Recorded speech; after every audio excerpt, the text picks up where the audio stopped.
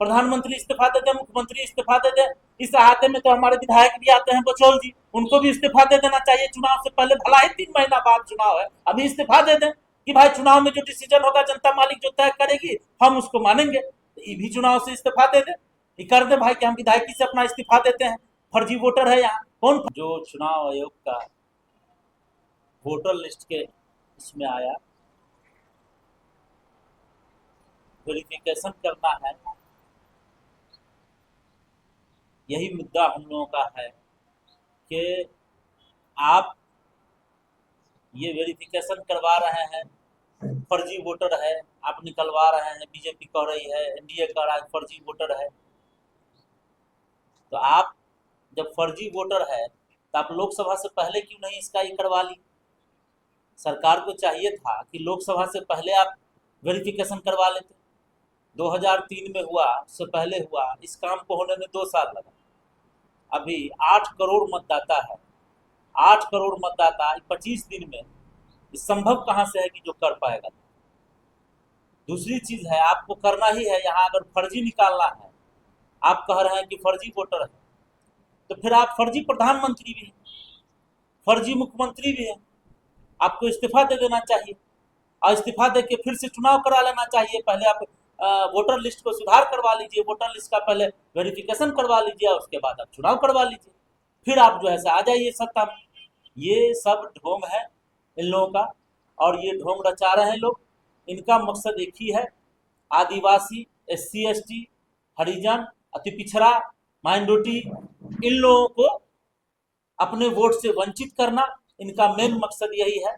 आप बताइए, जो लोग शहर में रहते हैं, संभव है 40% लोग 50% से एवं शहर में लोग रहते हैं, 50% लोग शहर से आके यहाँ अभी एट ए टाइम कैसे काम कराएगा भाई? कैसे होगा? संभव कैसे है? जिस काम को 2 साल लगेगा उस काम को आप 25 दिन में कहते हैं पूरा करने के लिए, कहाँ से पूरा होगा सर? मतलब यही है, इनकी मंशा यही है कि यहाँ जो अति पिछड़ा है, दलित है, महादलित है, माइनॉरिटी है, इनके वोट को समाप्त किया जाए और चुनाव इसी को हथकंडा करके इसको चुनाव जीतना मकसद है। मकसद इसका और कुछ नहीं है सर। ये समझना चाहेंगे, सरकार ने तो अब ये आदेश जारी कर दिया है, ग्राउंड स्तर पे काम भी हो रहा है, तो अब अगर कोई नहीं जोड़ते हैं तो उनका वोट लिस्ट से नाम कट जाए। आप लोग किस तरीके से डोर टू डोर जाएंगे और आप लोग किस तरीके से लोगों की मदद करेंगे ताकि ज्यादा से ज्यादा लोगों का नाम वेरिफिकेशन में वेरीफाइड हो सके?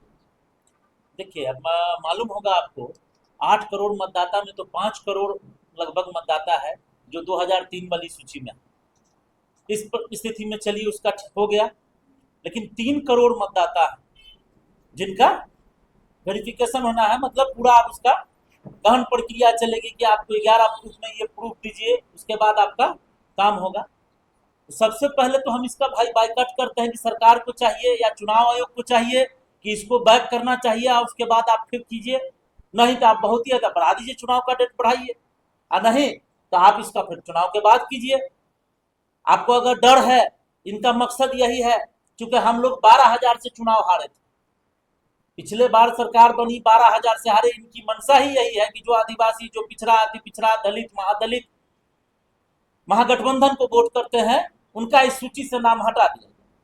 और हम लोगों की जो तैयारी अगर होगी, करना होगा, तो हम लोग तो ग्राउंड लेवल पर, मेरा जो मान के जो बूथ अध्यक्ष है और बूथ कमेटी है, उन लोगों को उसमें एक्टिव कर देंगे कि सब लोगों का नाम छूटे नहीं।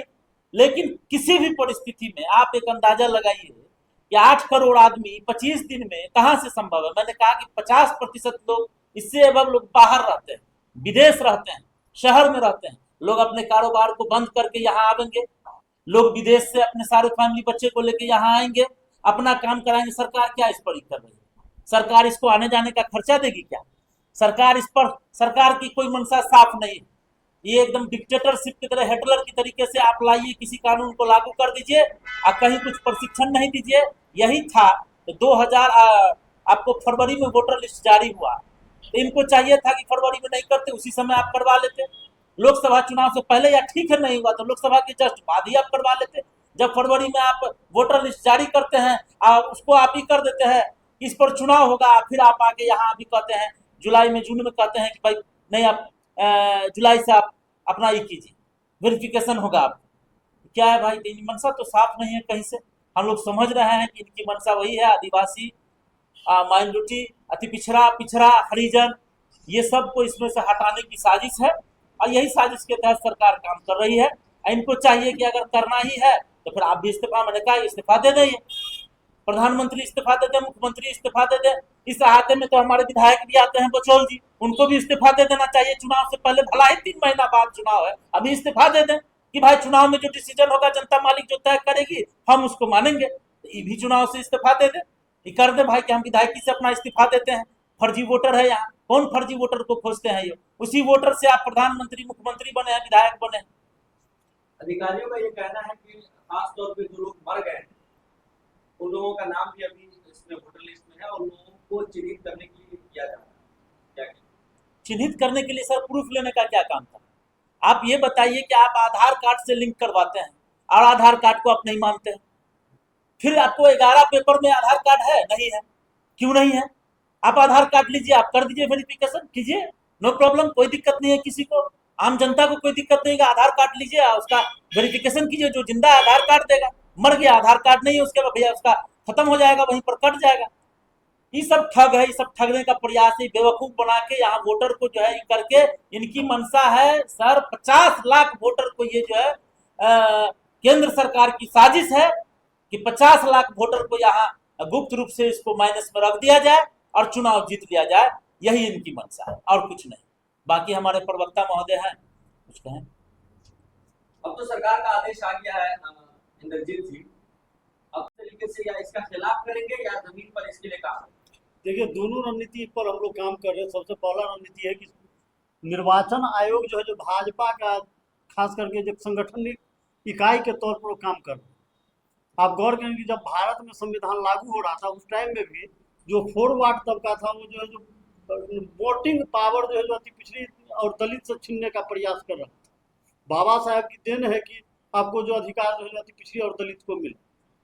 पूरी तरह जो है जो भारतीय निर्वाचन आयोग और राज्य निर्वाचन आयोग बिहार जो है जो मनुवादी व्यवस्था को थोपने के लिए आपको जो है जो मतदाता सूची में पुनर्निरीक्षण का काम वो चालू किया। वैसे हम लोग लगातार प्रयास कर रहे हैं कि प्रत्येक बूथ पर जो हम लोग का जो बूथ अध्यक्ष है और पंचायत अध्यक्ष है वो तमाम लोग को लगा करके हम लोग जो है जो 100% जो है जो फॉर्म जो है हम लोग सबमिट करवाने का प्रयास कर रहे हैं। उसमें हमारी पूरी टीम जो है ईमानदारी पूर्वक लगा हुई। कैसे कह सकते हैं कि निर्वाचन आयोग की साजिश है महागठबंधन के खिलाफ? देखिए, साजिश की अगर बात आप करते हैं तो मतदाता सूची का आपको जो प्रकाशन होता है वो जनवरी में आपको सेकेंड वीक में प्रकाशन हो चुका है। राज्य निर्वाचन का कहना था कि जनवरी में जो प्रकाशन हुआ है उसी के आधार पर हम चुनाव करवाने जा रहे हैं बिहार विधानसभा। आप गौर कीजिए कि जून में आकर के एकाएक निर्वाचन आयोग कह रहा है कि जो है जो मतदाता सूची का पुनः जो है जो पुनरीक्षण करके जो है जो प्रकाशित किया जाएगा जिसके आधार पर चुनाव करवाना। एक चीज आप गौर करिए कि बिहार जैसा राज्य जो 60% पलायन पर लोग हैं, 20 साल से भारतीय जनता पार्टी और जनता दल यू की गठबंधन में सरकार है और आज तक बिहार में रोजगार की बात नहीं करती। जब पलायन और रोजगार की बात ये नहीं कर पा रहे मात्र 25 दिन में मतदाता सूची का जो प्रकाशन कैसे कर पाएंगे? जो लोग 60% बिहार से बाहर है, चाहे वो दुबई में है, दिल्ली में या कतार में या मुंबई में, वो लोग एकाएक बिहार आने में संभव नहीं है। तो एकाएक आ पाएंगे, एकाएक नहीं आ पाएंगे तो बड़ी साजिश के तौर पर ये देखा जा रहा है कि मतदाता सूची से जो दलित और अति पिछड़ी जाति के नामों को काटने की प्रयास है, अल्पसंख्यक का नाम हटाने का प्रयास।